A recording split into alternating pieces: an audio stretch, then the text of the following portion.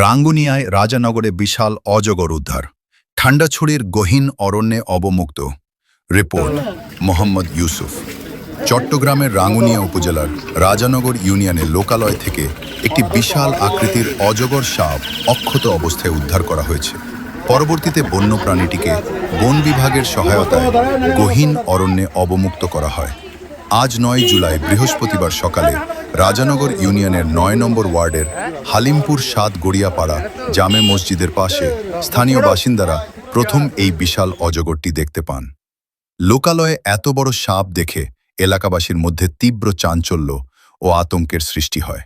সাপটি দেখার পর তাৎক্ষণিকভাবে ঘটনাস্থলে ছুটে যান রাজানগর ইউনিয়ন স্বেচ্ছাসেবক দলের আহ্বায়ক জসিম উদ্দিন লিটন।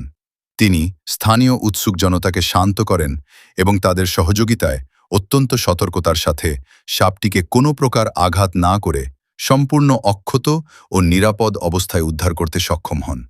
উদ্ধারের পর সাপটিকে দ্রুত রানীরহাট ইছামতি বন বিভাগের কর্মকর্তাদের কাছে হস্তান্তর করা হয়। ইছামতি রেঞ্জ কর্মকর্তা সাপটিকে গ্রহণ করে তার শারীরিক সুস্থতা নিশ্চিত করেন। সাপটি সম্পূর্ণ সুস্থ থাকায় সেটিকে তার নিরাপদ ও স্বাভাবিক প্রাকৃতিক আবাসে ফিরিয়ে দেওয়ার সিদ্ধান্ত নেওয়া হয়।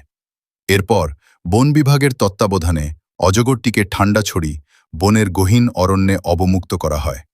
বন্যপ্রাণী পিটিয়ে না মেরে তা রক্ষায় জসিম উদ্দিন লিটনের এমন দায়িত্বশীল, সচেতন এবং মানবিক উদ্যোগকে সাধুবাদ জানিয়েছেন ইছামতি রেঞ্জ কর্মকর্তা এবং স্থানীয় এলাকাবাসী। প্রকৃতির ভারসাম্য রক্ষায় এমন দৃষ্টান্ত অনুকরণীয় হয়ে থাকবে বলে মনে করছেন সচেতন মহল।